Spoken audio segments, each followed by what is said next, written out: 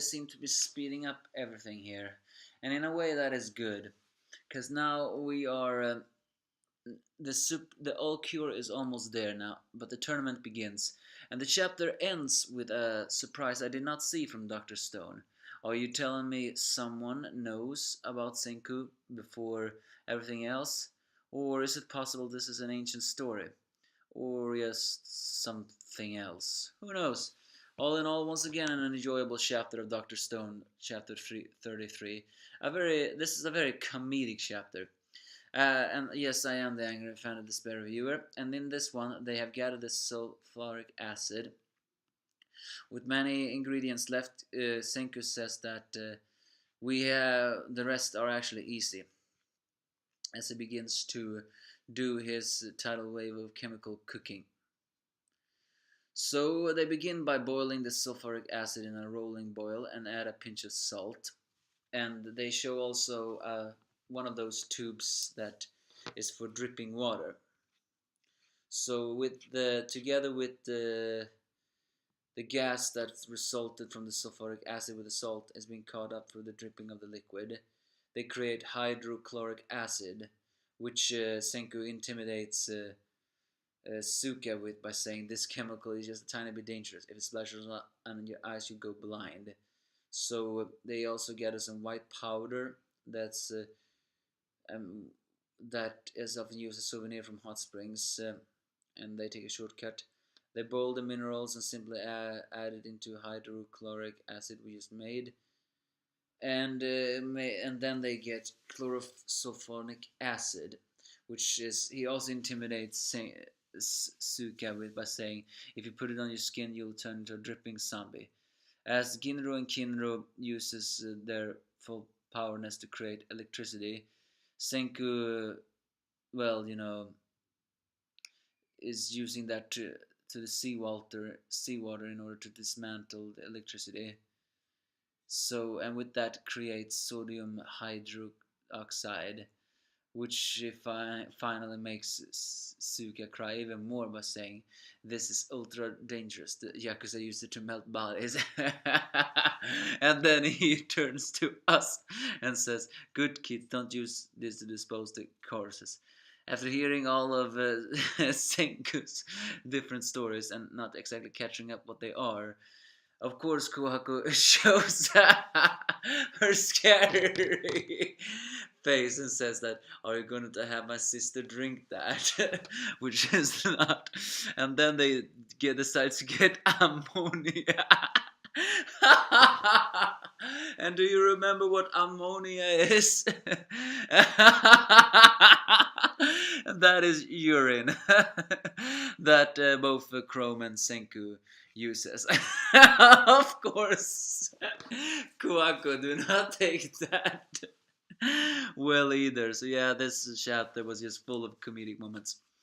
And elsewhere they are with these they now lack only three substances, which are sodium bicarbonate, aniline and acidic and anthralite. And in order to make all these three, alcohol is necessary. So what they need to get now is alcohol, and with that the sulfur type will be complete, the cure for all. But in order to get alcohol, they need to make it. Although Old Man Kazuki reveals that the winner of tomorrow's tournament will get as entertained as much as he wants, which include alcohol. With that, the tournament begins tomorrow, and tomorrow indeed everything is gathered, as Magma with his arrogant face shows himself. The weather is excellent, and the village chief looks forward to celebrate for the fact of getting a new chief and a husband to Ruri. And then it turns out Kuwako has still entered this ring, because in the end, I have to say Turcos is very likely the more of the jackass of the right and left hands of the shaman and the village chief, because she says to Jesper, why do you enter, turn her away? However, he rationalizes this by saying, as long as you're over 14 and unmarried, anyone can enter. That is the rules of the sacred tournament. And the village chief just lampshades. No one will permit a woman to participate in the first place. So in a way, I think Jasper is actually bending the rules. This may just be simple idiocy, but he has a point.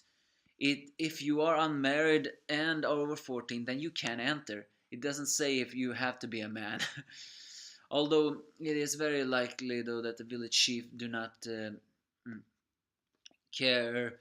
Although he doesn't really like that situation, it seems that he is very content on having Magma be the winner, because he considers those many unlikely to win because they have not the chance of being entrusted with the position of Sheath.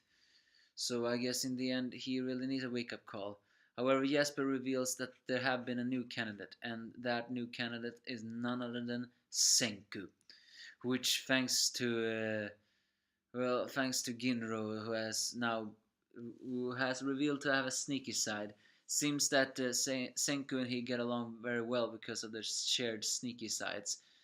And Kawako lampshades the fact that Senku has no fighting ability. How the hell is he going to win? But he claims that he's not there to win. He has plans to tire out the enemy. And if the two comrades were to fight, then they will use that in order to, well, automatically get a win, so to speak. Of course, Kinro do not really like that. It's rules are rules.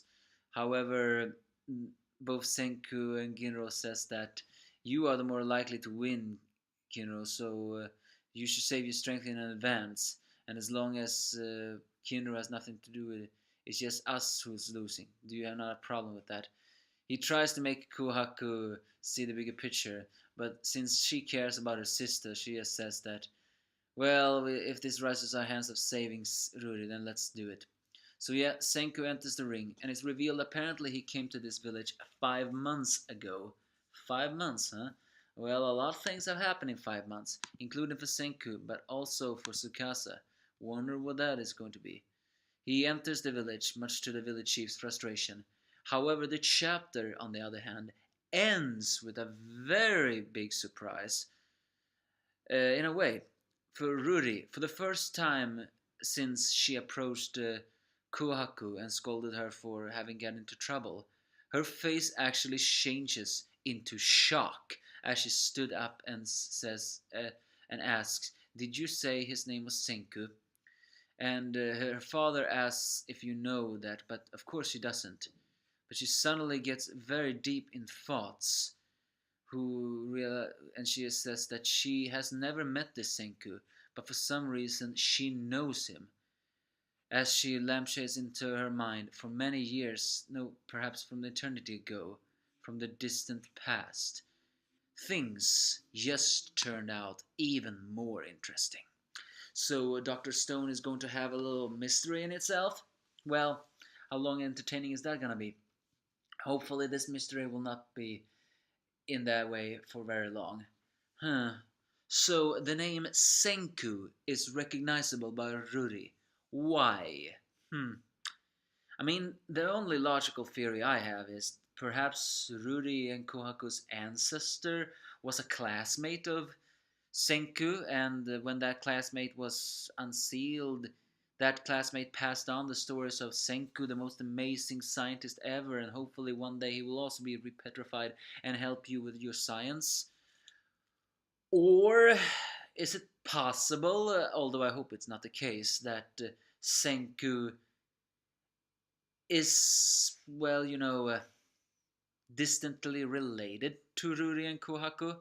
What I mean by that, I mean, did Senku have a sister or a brother who got depetrified and had children and then descendants after descendants after descendants, although they're pretty far removed from blood by then?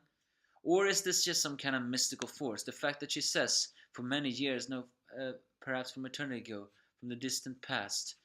She is called the shaman after all, although I think her only goal is to have the stories. So, yeah, well, poor Chrome.